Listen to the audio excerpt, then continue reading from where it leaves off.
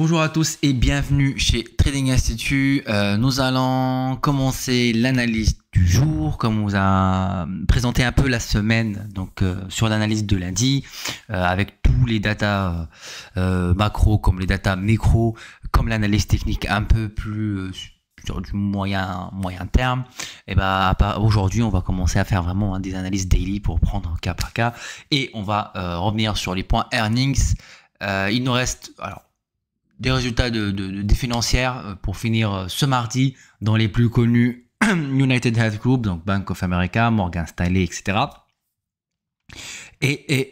Et comme on a dit, donc ce qui nous intéresse pour cette semaine, alors pour ce qu'on fait nous, tout est intéressant sur le marché, tout dépend comment vous tradez, votre style de trading, est-ce que vous êtes dans l'investissement, est-ce que vous spéculez au carnet, etc. Voilà, c'est vaste, mais ce qu'on fait nous jeudi, ça nous intéresse. Pourquoi? Parce qu'on trade dans le S&P 500 pour les traders de S&P 500 et le Nasdaq 100 où le Netflix a un très gros putain de variation sur l'action Netflix par rapport à l'indice, donc quel que soit S&P 500 ou le Nasdaq 100. À part ça, donc côté news pour l'instant, on a tout est intéressant, mais pour nous, pour notre façon de faire, voilà, c'est juste jeudi. On va en parler un peu du retracement DR, des plusieurs facteurs. Alors, est-ce que c'est le bombardement qu'il y a eu ce week-end de la part de l'Iran contre Israël? On a un VIX qui est monté et puis qui a l'air de peut-être potentiellement encore un peu plus poussé. Pourquoi pas aller chercher les 18 si on est un peu plus, voilà, pourquoi pas les 20 sur les VIX. On parlera aussi du retracement DR, sur la spéculation. On reste quand même, donc on est haussier, ça c'est sûr, mais voilà, ça paraît un peu peut-être pas bizarre, mais ça fait longtemps on s'est pas habitué à des gros retracements. Alors sur du moyen à long terme, on reste vraiment haussier, c'est pour l'instant. Alors je dis bien pour l'instant. On va attendre des confirmations, donc passer short directement sans aucune confirmation. Si ça passe, top, parce que vous allez shorter le plus haut, et puis voilà, si ça part à la baisse pour X raisons géopolitiques ou voilà, on sait pas, il y a beaucoup maintenant, je pense que les marchés sont tellement fragiles sur les côtés techniques, les côtés extérieurs comme la géopolitique, le marché en soi aussi, les earnings qui arrivent, donc voilà, il est tellement fragile que s'il y a une très mauvaise nouvelle, je pense qu'on peut partir vraiment retracer beaucoup à la baisse, mais pour l'instant, voilà, on reste aussi. Alors on va juste regarder très rapidement. Aujourd'hui, comme on a dit, donc en pré-market, on a quelques news sur la production, donc tout, comme on a dit, ça va être plutôt sur la consommation. On est sur la consommation, on est techniquement parlant directement et indirectement sur des data qui vont nous faire anticiper les chiffres d'inflation, et on n'aura pas de news pendant notre session de trading. Donc on a des discours de membres de FOMC après notre session à 18h30, et alors la seule qui sortira 15h15, production industrielle, donc du mois de mars. Je pense que le marché pour l'instant il est un peu plus inquiet sur un plus gros problème, donc voilà, si on est rassuré et puis en une journée on se dit en fin de compte l'attaque de l'Iran contre Israël, c'était pas non plus, voilà, ça peut s'arranger, ou pour X raisons on peut retracer très rapidement. Par contre voilà, il faut vraiment faire attention. Il faut surtout pas être dans le sens inverse sur le marché et ne pas se baser sur une seule news pour prendre la décision de tous ces trades de sa journée. Donc Netflix, analyse Netflix pour l'instant. Alors tout se passe bien, c'est-à-dire on a parlé hier de cette prise de liquidité, et que, en espérant, le marché Netflix restera dans ce range d'ici jeudi. Alors on peut se rapprocher du range, mais en tout cas voilà, faut peut-être pas trop le casser. Donc hier, journée rouge, journée de retracement, donc journée rouge pour tout le monde. C'est top, ça respecte notre analyse. Si on se met en 4 heures, voilà. Et les marchés 12, le 12, le 12, le 12, non, le 15. Voilà. À partir de là, donc on a eu un petit mouvement haussier. Même configuration que moi en tout cas j'ai eu sur Nasdaq et 18300. Je me souviens un petit peu de ce prix là. On l'a quand même acheté. Beaucoup on verra par la suite avant que le marché lâche. Et là c'est parti vraiment à la baisse. Puis après on a eu le 18000 de mémoire 187, 188. On a beaucoup accumulé à l'achat. Et quand ce prix a lâché, là, je pense qu'on est parti vraiment à la baisse très rapidement. Donc, alors, on va revenir un peu sur Netflix. C'est top, hein, on reste dans ce range, pardon. Voilà, on verra demain, mais le but c'est de rester vraiment jusqu'à la news. Pour l'analyse donc technique, un peu sur du moyen long terme, comme vous voyez, on est très haussier. Oui, on a un marché qui a stagné à un moment donné, mais là, on a pris, alors vraiment 31,45%. On a pris à peu près 4500, allez, pour dire faire un peu large, 4500 points en 160 jours. Non, attendez, 161 jours, pardon.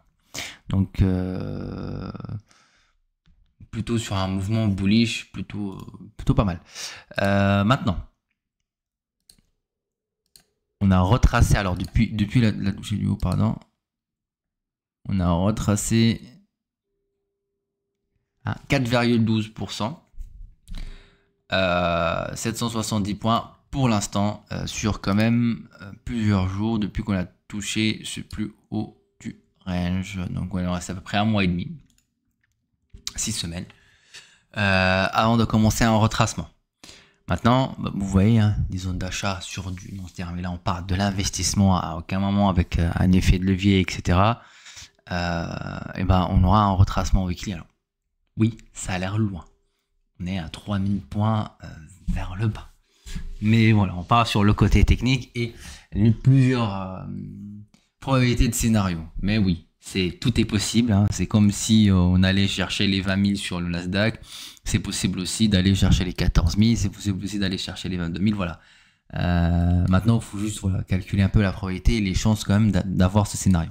En tout cas, en weekly, revenir à peine sous les 15 000, ouais, sur du long terme, ouais, on reste quand même haussier, hein, parce que voilà, c'est après ici, nous on spécule, donc on est tellement zoomé sur le marché, pour nous ça va être la fin du monde, ouais, c'est le big short, le gros retracement, etc. Mais sauf que non, en fait, on reste haussier sur du long terme. Si on passe en daily, on commence un petit peu à zoomer. Donc en daily, bah, c'est notre dernière zone d'achat. Elle est ici. Et ça, c'est notre zone daily.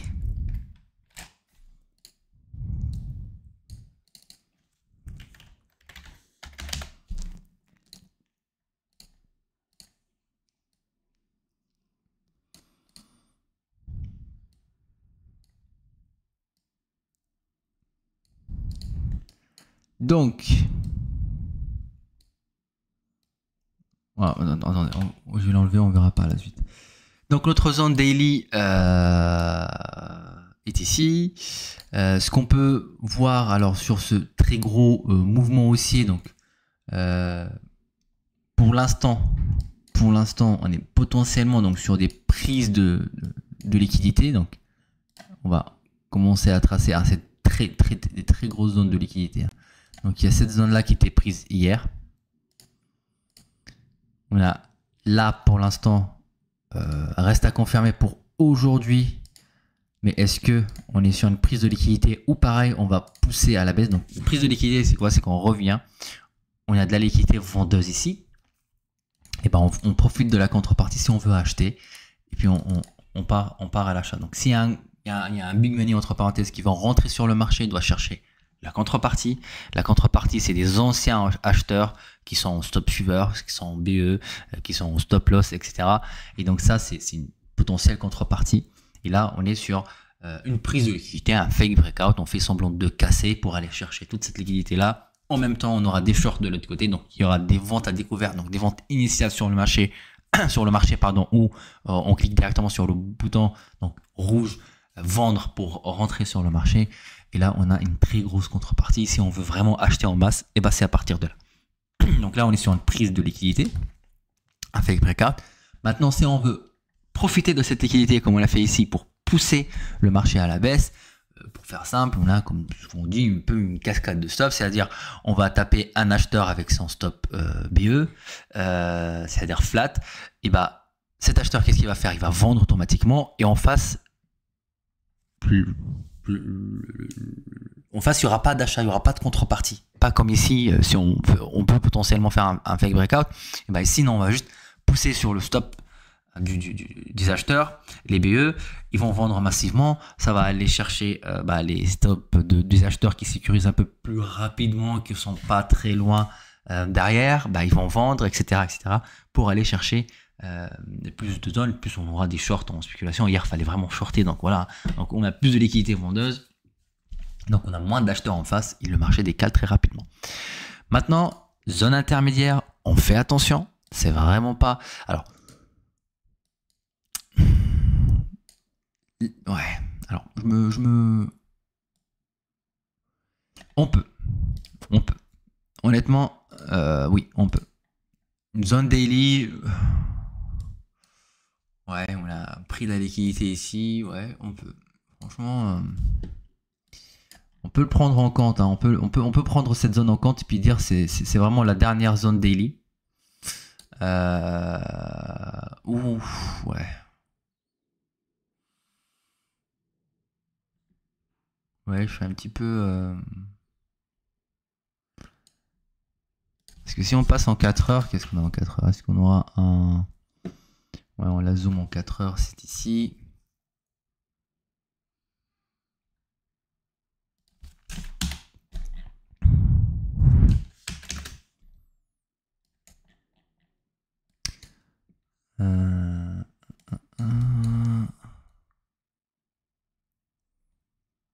Voilà. On va peut-être pas la prendre en compte.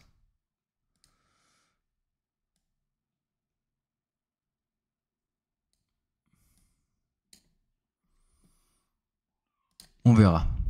Alors, ce qu'on va faire, j'avoue que j'ai un doute. En fait, c'est pas que j'ai un doute sur la zone, mais j'ai un doute sur les grosses variations du marché. J'ai l'impression que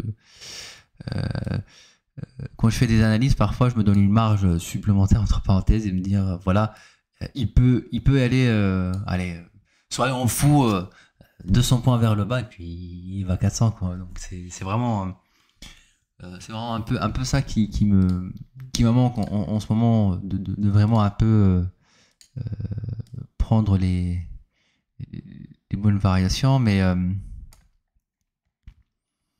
ouais. Donc on va pour l'instant alors donc si on veut liquider on n'oublie pas cette zone, on regardera en 4 heures. Un Nasdaq qui peut aller chercher 100 points à la baisse.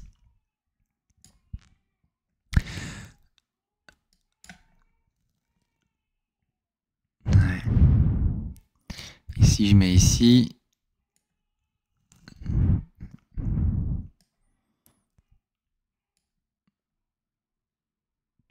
on va confirmer. J'avoue, j'ai un très gros doute, c'est une première. En plus, je la fais vraiment en même temps avec vous. On va laisser celle-ci comme une zone intermédiaire avec cette trendline, puis on verra. Hein, je pense dans la semaine ou pendant cette période, on aura la réponse. En 4 heures. En 4 heures, on a de l'imbalance ici. On crée de la liquidité. On se tourne. On casse. Vous voyez ici, hein, c'était là la liquidité 4 heures. Quand on est en train de la travailler aujourd'hui. Alors, est-ce qu'il y a moyen juste d'un petit rebond avant de repartir à la baisse? En tout cas, on verra par la suite, mais la tendance pour l'instant, elle est baissière. Donc, si on a un order block et on a de la liquidité derrière, donc voilà. On peut pas le prendre en compte. Donc, notre dernier bloc, order block, et là, c'est clair. Il est mieux que le daily quand même. Le 4 heures, il est beaucoup plus clair. Donc, du H4, du 4 heures. Et le but maintenant, mince. Donc on vit que ça 19, voilà, on n'est pas loin des 20. Le but maintenant, bah, c'est de casser cette trendline, puis aller venir chercher les 17 550 sur le Nasdaq en moyen terme, court moyen terme. Maintenant, juste faut faire attention sur un retracement. On va passer en 15 minutes. Et là, si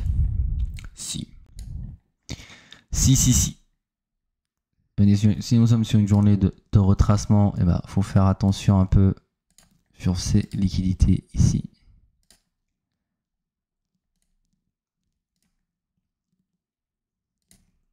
Et ici.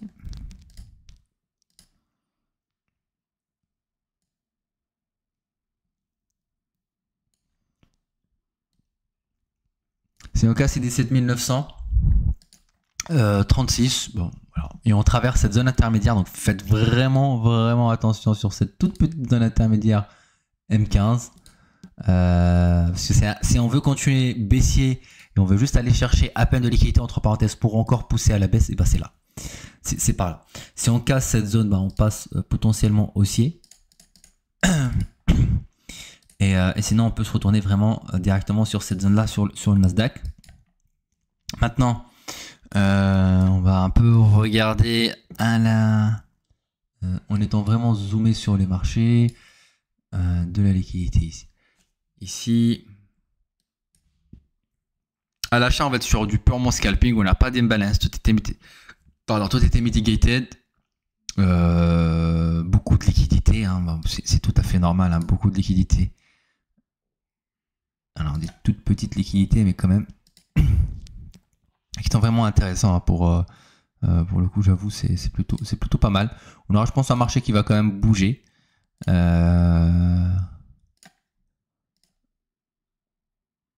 Alors, hop. Et ici aussi, ouais, on crée des setups pour tout le monde là. Donc une journée, ça va être purement carré, hein. Ça, voilà.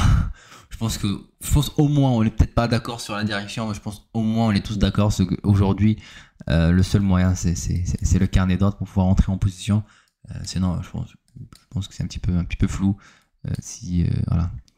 Voilà. Donc,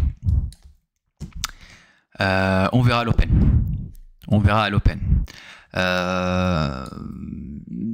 Si on est baissier, faites attention, mais voilà, on peut aller chercher les 17 500 sur du moyen terme, et là, il nous faut beaucoup de confirmation. Attention, on a une trendline 4 heures, donc beaucoup de liquidité. On peut faire un fake breakout, juste une prise de liquidité, et faire vraiment le retracement avant de potentiellement partir en vente, parce qu'en M15, comme vous voyez ici, nous sommes baissiers. Donc, le mouvement M15 est baissier.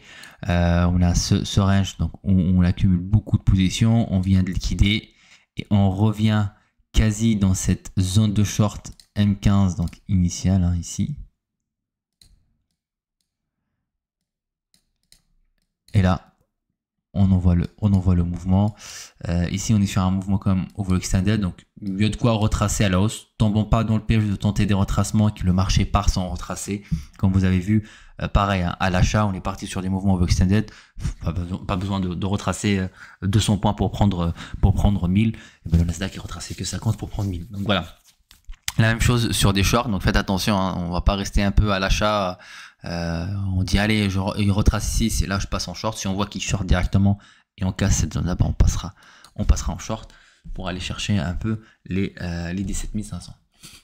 Aujourd'hui, peut-être pas, mais en tout cas, la journée ça va bien bouger. Franchement, je pense que ça va être très intéressant.